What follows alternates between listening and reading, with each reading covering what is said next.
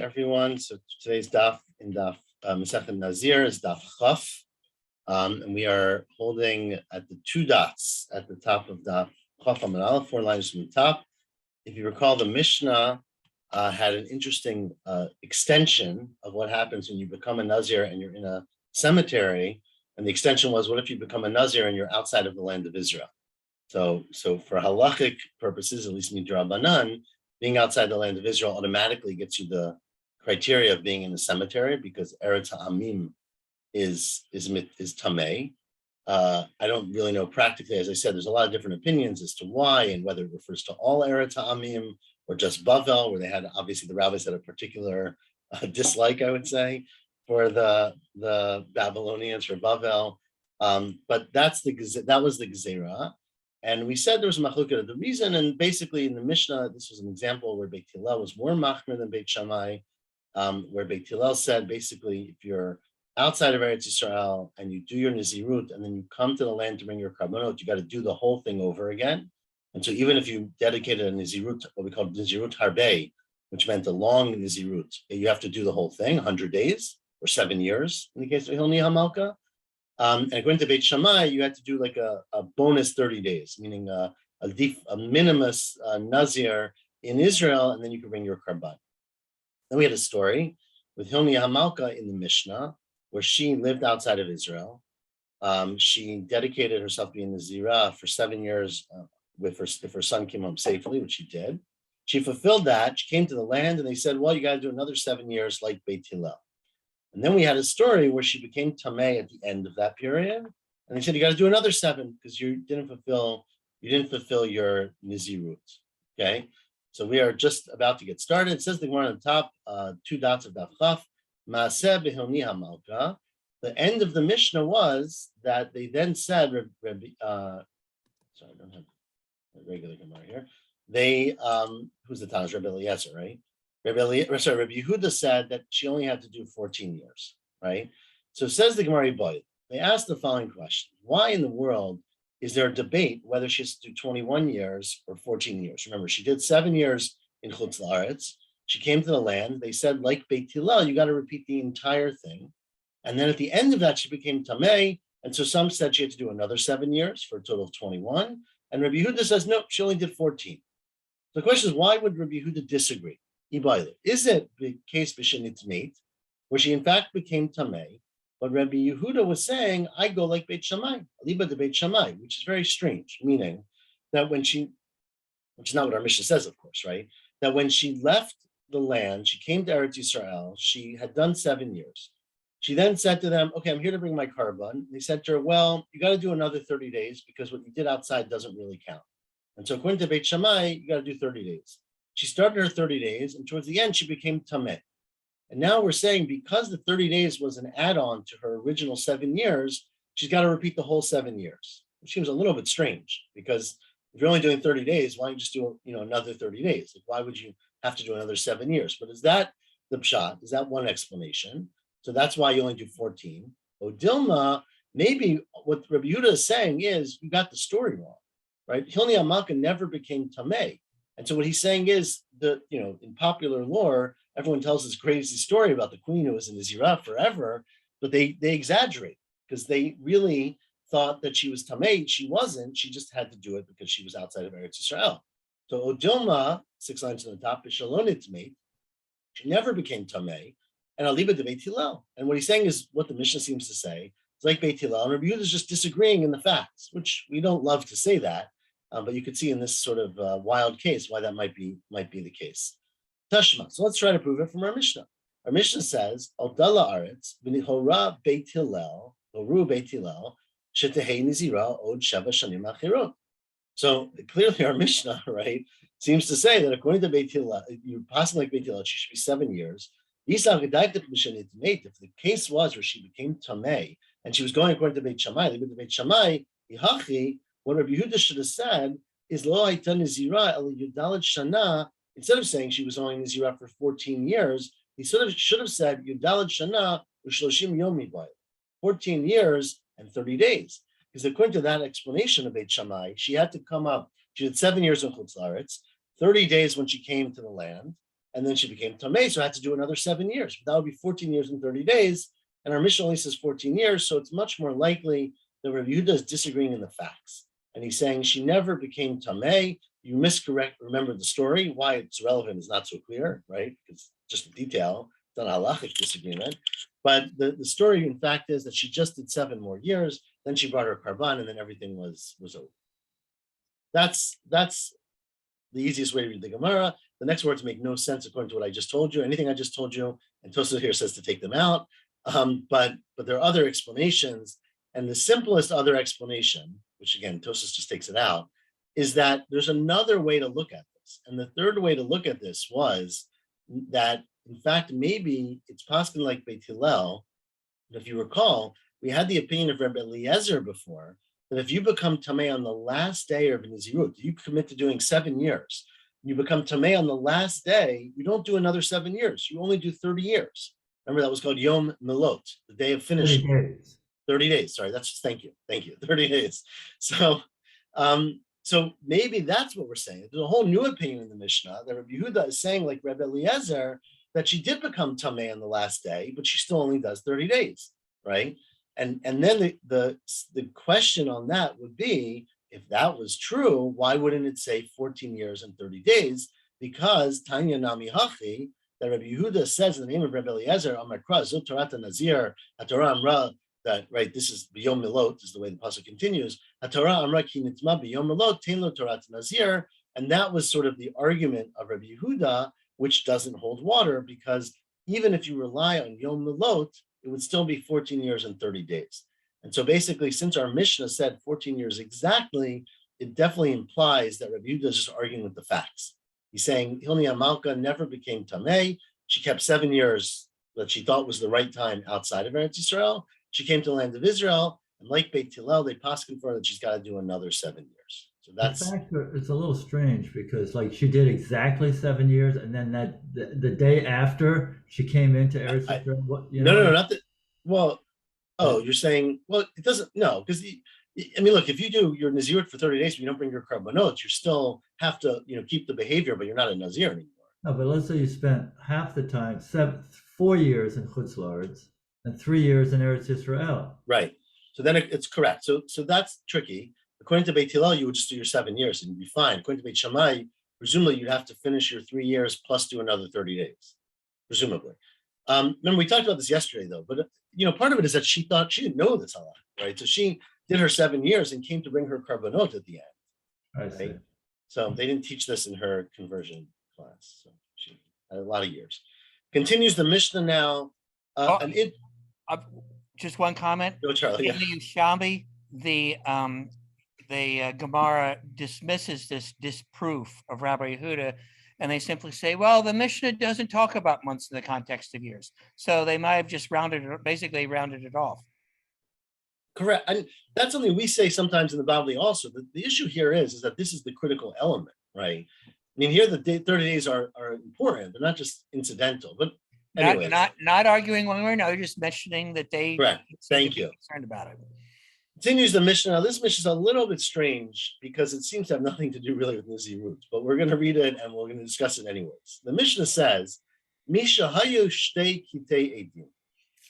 It has something to do with Nazirut, but I mean, not what we've been talking about. You have 2 groups of witnesses who come, mi'idot, and they testify. Midot oto, about a person. Elu mi'idim shnazar shtayim.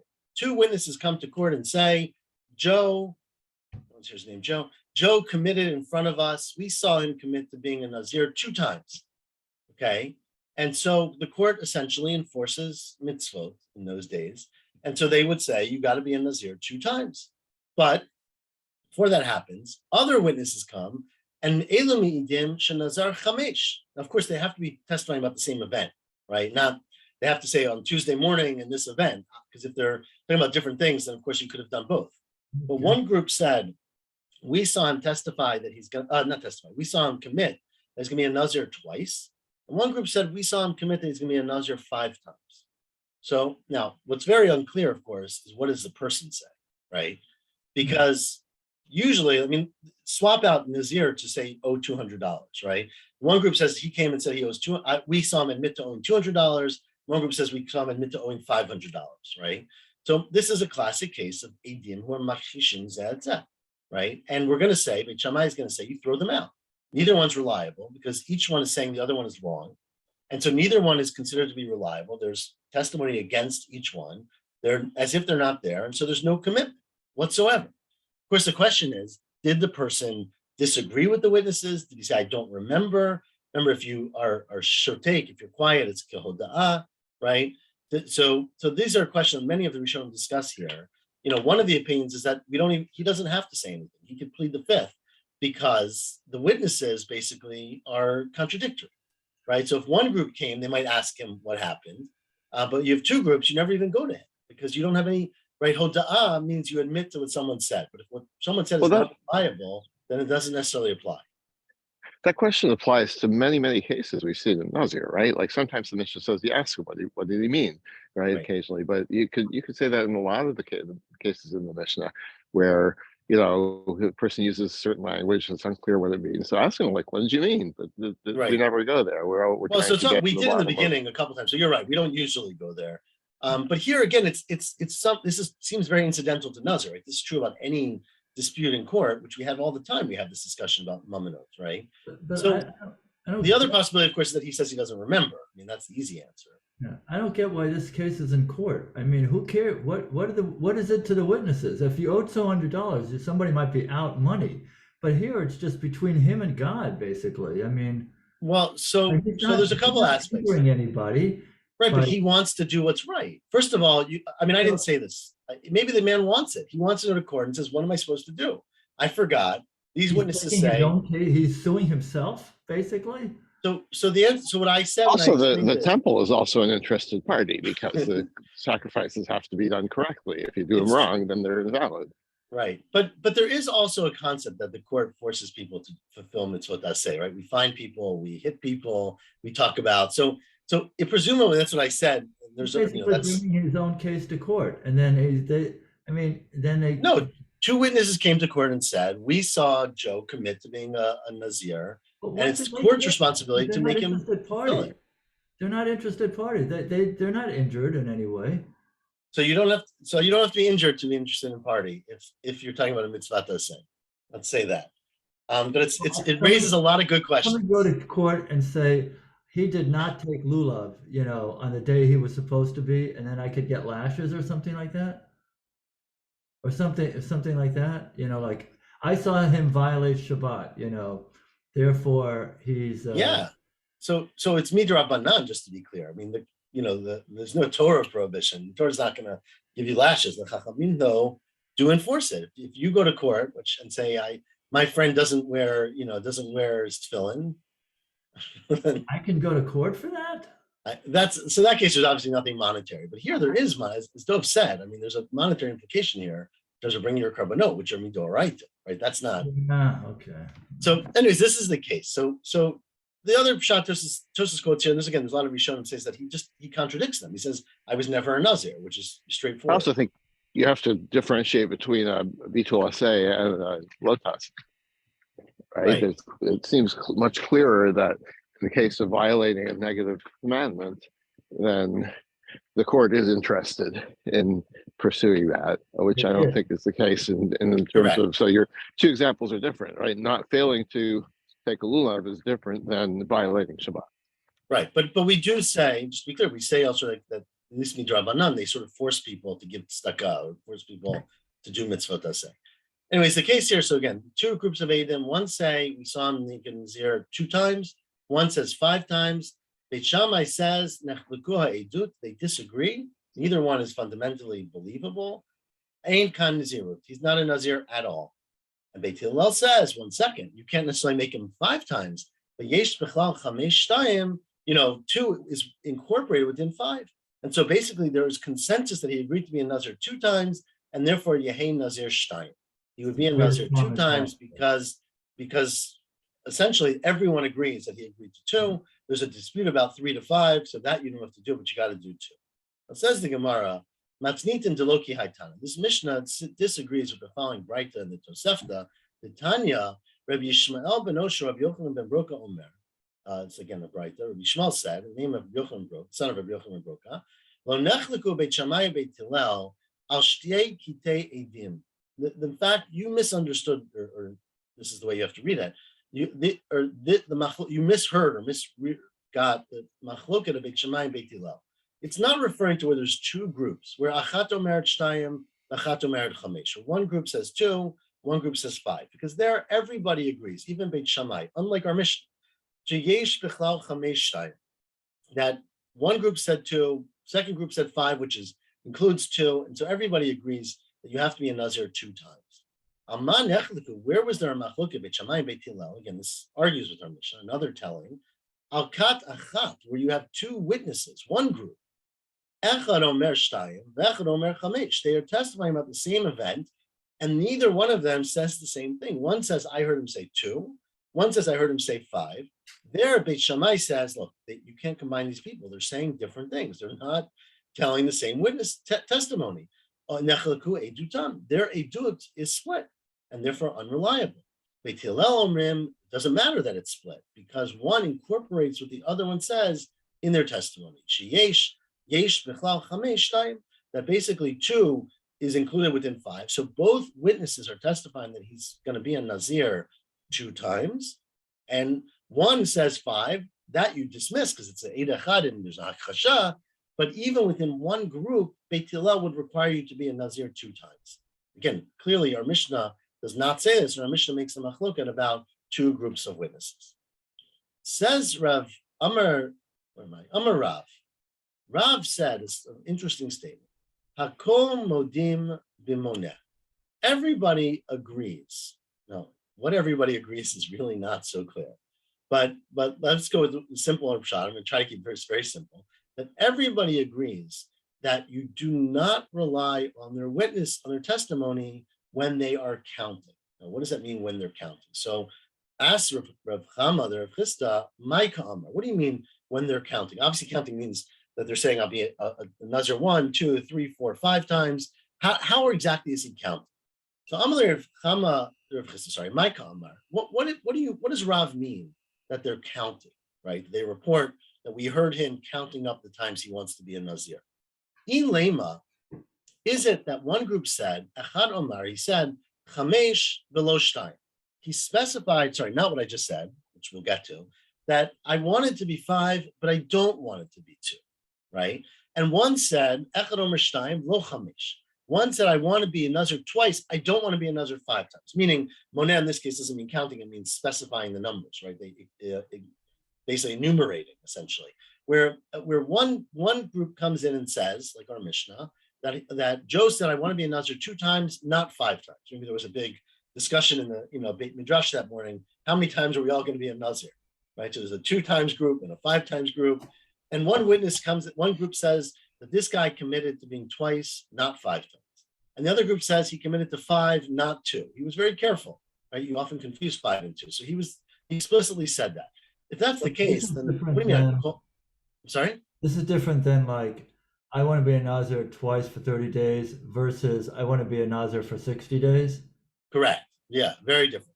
And remember, we said earlier that if you commit to multiple Naziriyot, you do one at a time, you bring a carbon, and then, each one's its own thing, but one, you go back to back to back. Maybe you just meant I want to be a Nazir for, 5 times 30 or something. That's a very fair question. We discussed a little bit before that maybe sometimes people mean that, but in general, it was the practice that people accepted multiple Naziriyot. But that is not an opinion that we bring up here. That's what a person meant.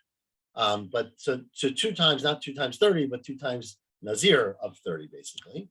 But anyways, if we're talking about where Moneh means that they explicitly said one number, not a different number. So what do you mean hakol modin, that everybody agrees about that case?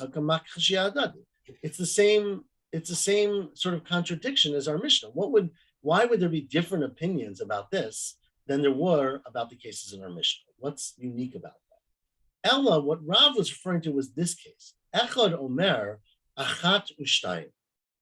One person says, one witness, now echad means one group of witnesses, says that the man got up and said, I want to be a Nazir once and twice. And he was counting it out, basically. And Echad Omer, and the other group said that he got up and said, I want to be a Nazir shalosh arba chamesh.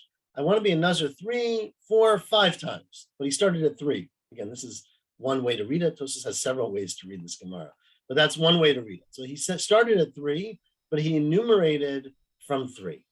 Says the Gemara, well, if that's the case, it's still, I mean, okay, that's different a little bit than our Mishnah, but turning the page, halamali, right? Why would you have to sort of enumerate, explicitly say that?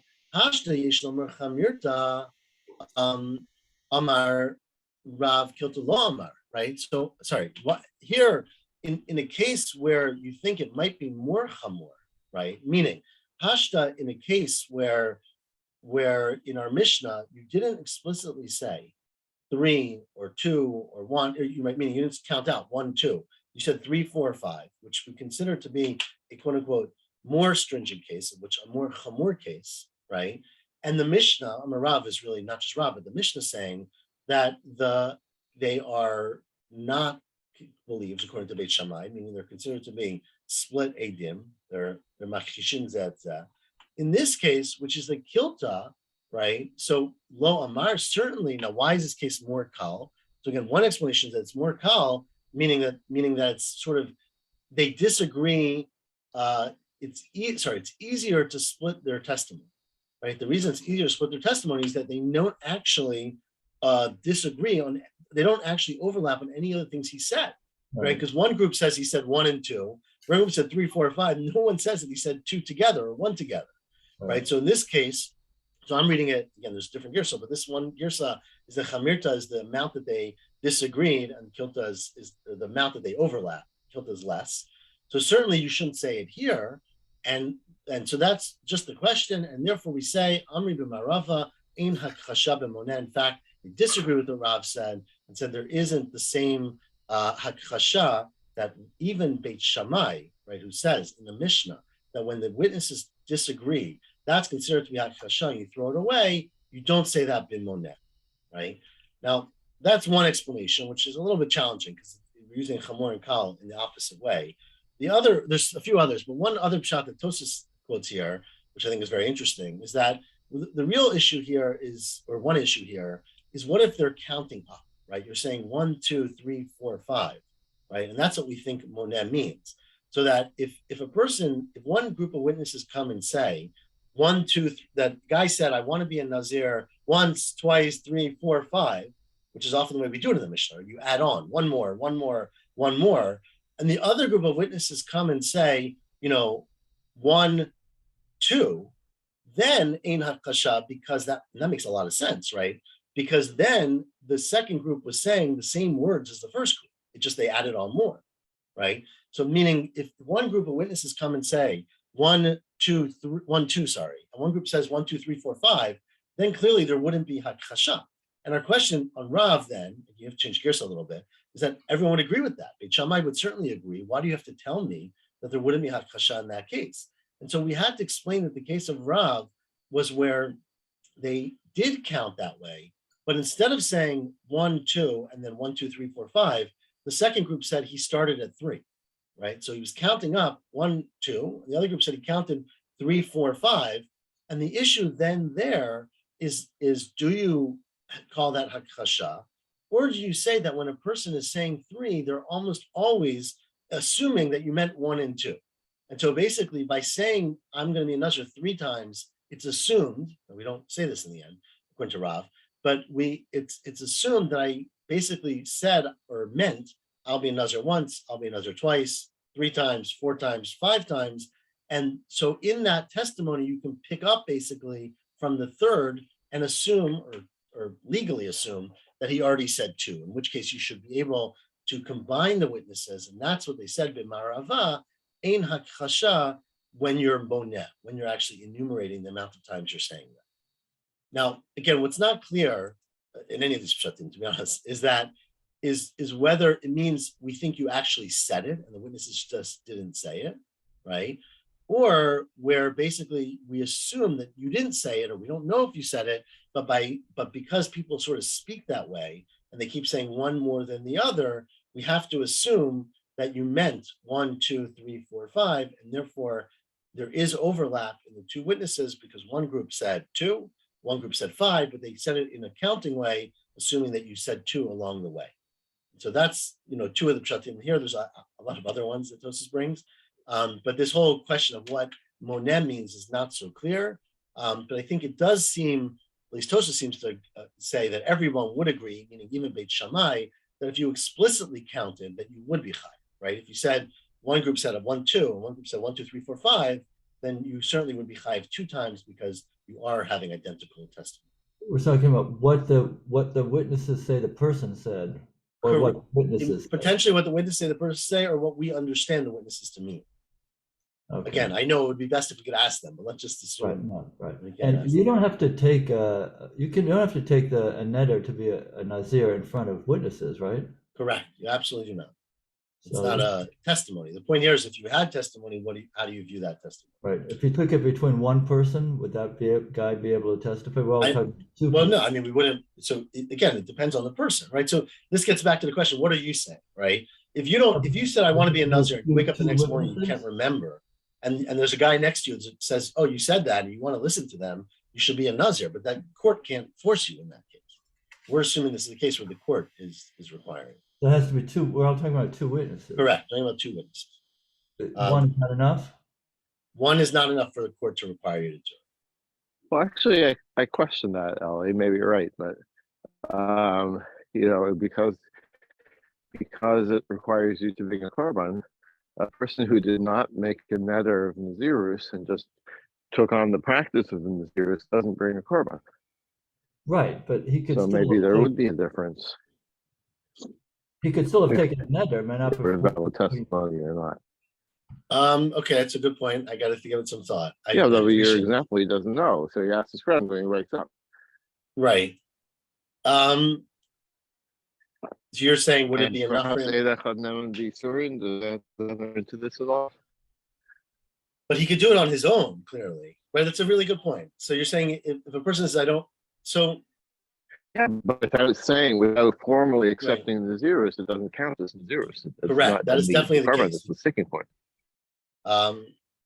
it's a really good point. So let me give it some thought. I guess what I would say is that you're probably to deal with that issue, you should probably accept again misafek, right?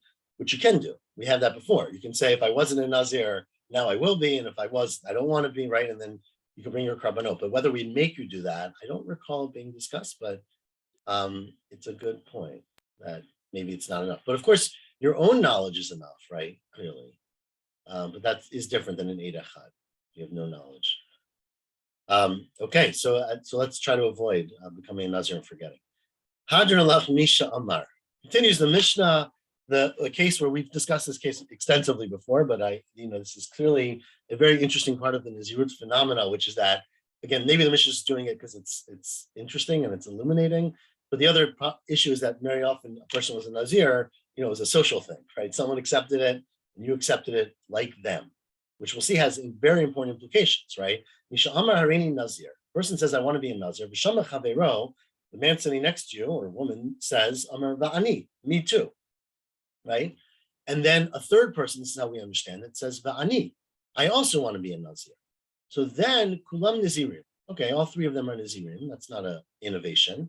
But the interesting halacha here is that Hutar Rishon, if the first one goes to a Chacham and gets a Hatara on their neder to be a Nazir, then Hutru Kulam. The other ones are also totally absolved of being a Nazir. Because since they essentially made their Nazirut conditional on the first one, if the first one is abrogated, they are no longer a Nazir, which, again, has to assume that there's some, communal behavior here where you want to be like that person, let's say, and when that person is no longer a Nazir, yours also does not apply. Okay, and we've seen this before. But if Hudar Ha'acharon, let's say the third one decides this is too difficult for me, and they go to Chacham and they give their reason why they can't be a Nazir, then, and they're mutar, then Acharon mutar, kulan asurim, but the other ones remain asur, which makes sense, and the Gemara will discuss the obvious, what's the chiddush here.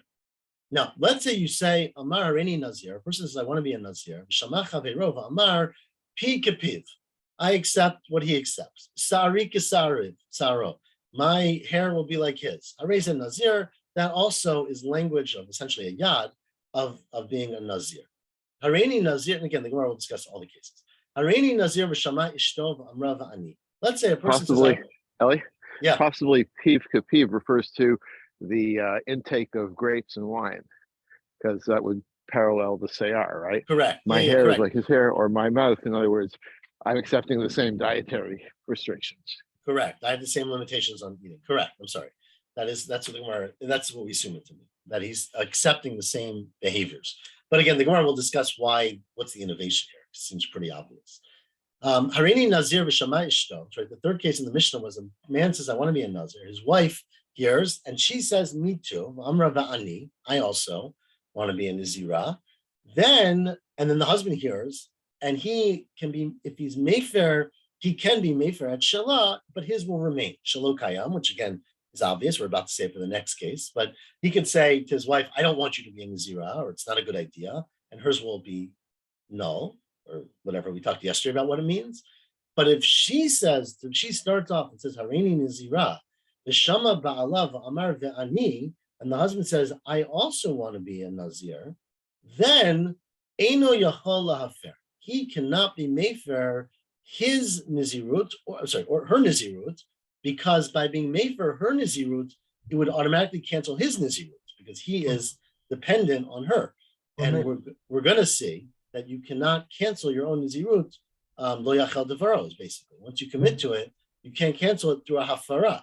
Now, you can cancel it through a hatara, but that's another mechanism. Maybe he affirmed her Nazirah by saying Va'ani. That is okay. That's something we discussed earlier as well. And some of that depends, what I just told you, depends on whether, and we're just going to discuss this, don't worry, about whether what we discussed yesterday, whether the Baal is Megas Gaias or me Akar, right? Does the husband's netter cut short now, so it applies, or does it uproot it limafreya? And I don't know if the Gemara will ask this or not, but like what if there's another person who hooks his Nazir onto the wife, right? I asked the same question. So right, is it because he can't be Mayfair his own specifically, or because he can't be Mayfair somebody else's other than his wife's? Wait, say that again.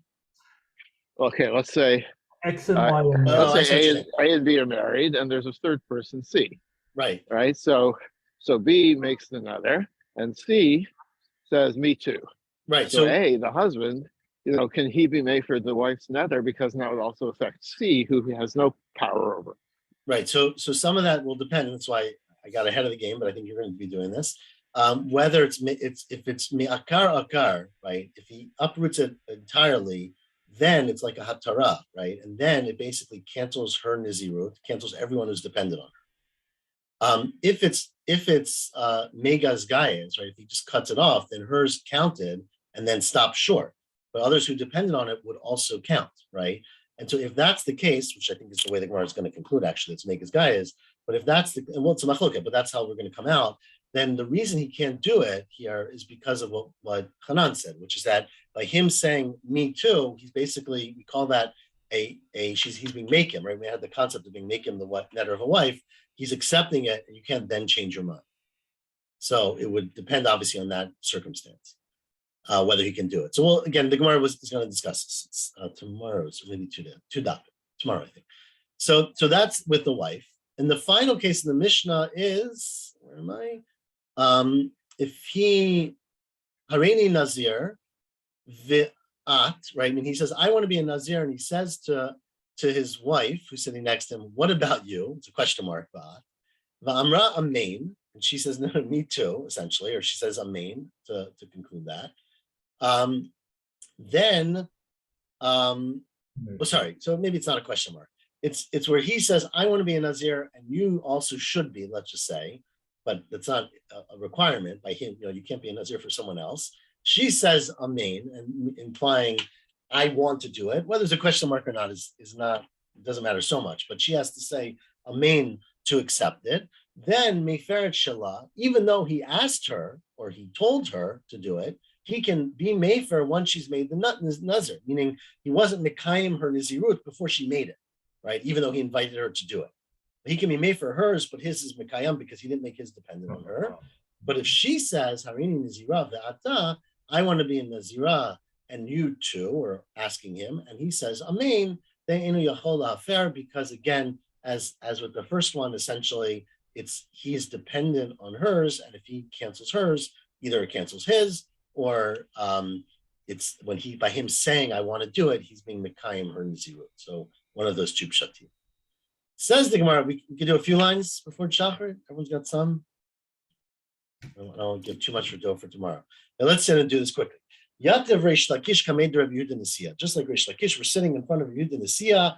The Yativ Amar, he added a detail to the Mishnah, and he said, this is Reish Lakish was saying, who should fiso kulan betoch kedei dibor. All of the people who are being matfis, who are adding on to an earlier Nazirut, have to do it toch kedei dibor of the earlier Nazirut. You can't come back 3 hours later and say, I also want to be like you. Now you can make your own Nazirut, right? But you can't add on and therefore make it conditional on someone else's, unless you explicitly say it, unless you're toch kedei dibor. So you have to be immediately after they say it.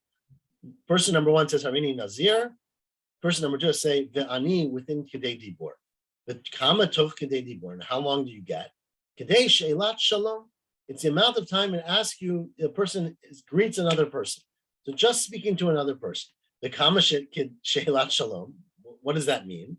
Kedei she'omer shalom talmid l'rav. It's the amount of time it would take for a Talmud to say shalom to their teacher, which we understand. It's not so clear what that means either. We could ask how long is that? But it's a good point. But the simplest explanation, which doesn't always hold up in this Gemara actually, is that Shalom Alecha Rebbe. It's a Talmud saying to their teacher, Shalom to you, my master. Basically, we're adding a third word, right? To a regular person, you would just say Shalom Alecha or Shalom Aleichem, right? So it's two words. But to a teacher, you add an honorific, and so therefore it's Shalom Alecha Rebbe, or Shalom, something like that. And so basically, it's 3 words. So time it takes to say 3 words. Okay. Now, what that implies, that's what Reish Lakish said. Amar Lei, so Rabbi Yehuda Nasiya said to him, that does not seem to me to be enough time because Tuv lo shavakta Ravcha Talmida. You're not giving any time for a student to a Talmud to say that they want to be a Nazir. Because what happens in this case, right, is let's say I'm walking down the road and I hear someone say, or I'm sitting at a table. Let me say this case. We're sitting around. Person one says, I want to be a Nazir. The second person wants to say, Ve'ani. But at that moment, their teacher walks by. So, of course, you've got to greet the teacher first. So you say, Shalom Alecha Rabbi. But according to your opinion, Reish Lakish, that person can no longer be matfis to the neder because time has passed. It's too much time. And so since 3 words basically have passed, if I then say, Shalom Alecha Rabbi, Ani too, I also want to be a Nazir, I missed my opportunity to join that Nazirut, right? And so therefore, he seems to disagree, or he's just commenting that, again, so it's not clear, does Rabbi Yehuda Nasiya disagree, or is he just pointing out that basically you've left the student high and dry? So the Gemara is going to continue for quite some time, but let me just read one Braita. How about, maybe I'll stop here because you'll have to start from here tomorrow anyways, and it's the end of the daf. So I don't want to leave everyone here. The way, it's a little tricky because we're about to get to our Mishnah, which of course said 2 people, but not a third person. And it seems, according to what I just said, that maybe our Mishnah could have had a third person, which we'll ask tomorrow, right? Because you can do 3 words, basically. So you can say ani, ani, ani, right? Our Mishnah only had 2 va'anis. There's another discussion, Tosfos discusses here, that maybe the last word of the first person counts as one of the 3 words, right? So that you basically finish with 1 word, and you get 2 more words after that, because you have to be matfis in the time of what the first person will say, which is why you would have only 2. It seems like a very short time, to be clear. And the Gemara will continue to discuss tomorrow some of the parameters of what it means to be matfis a neder. Again, you can always say, I want to be a Nazir too, but the special halachot of hatfasa are that whatever happens to the first person ends up happening to the subsequent people, right? So if he cancels his, everyone else is canceled as well. So that's a special halacha, and I guess Dov will pick it up from the top word tomorrow morning. One thing that's a little ironic is, don't we want people to think before they become a Nazir? And if we're giving them toch kedei dibur, to decide. You know what I mean? It's not very well considered. Right. I completely agree. But the case that I've been sort of pitching here is that they're sitting around talking about this. They're doing it as a group, right? I added some color there, right? The mission doesn't quite say that, but Oh, this is like pre-planned. yeah, that everyone's having a discussion. Do we want to be a Nazir? Do we not? How long do we Okay. want to do it? I'll do I it for this earthquake and not for that. Also- Remember. So, Also, as we often see, sometimes the Gemara sets up absurd cases just to Right. test the limits of what we're talking Right. about. What are the Yeah. parameters? So, correct. I think we have to see this as real, cases, possibilities. Really, what we're just trying to do is define to the nth degree what are the parameters of this rule. Right. I mean, right. I think that's certainly the case, but you have to remember, we are right. Anyone could always say, "I want to be a Nazir." Nothing's stopping you. Right. The fact that you want to connect it to the other person, there's clearly some communal part to this where you want to be part of one thing. Right. Yeah. Maybe they should all do it on 3, right? On 3, we'll all say. Well, Yeah. No, Anyway. let's not become Nazirim. they wouldn't that do would it. be a It wouldn't be different. conditional. That would be a different case. Right, If it would you be a and I very both different said case. Va'ani at the same time, referring to the first person, we wouldn't be a chain anymore. It would be a hierarchy. Correct. Well, so the Gemara is going to discuss that tomorrow, which is, you're right. 6 people could say Va'ani at once. Here, you say it sequentially. And the question, of course, is Va'ani of the third person. Is that the same as the second person or the same as the first person? What if the second person canceled their Nazir, Right. but not the first? So that will be tomorrow's daf, part of tomorrow's daf, and we'll leave it at that. Shavua Tov, everyone. Have a great Good day. job. I will not make tomorrow's year. I have an early class to teach. Okay, take care.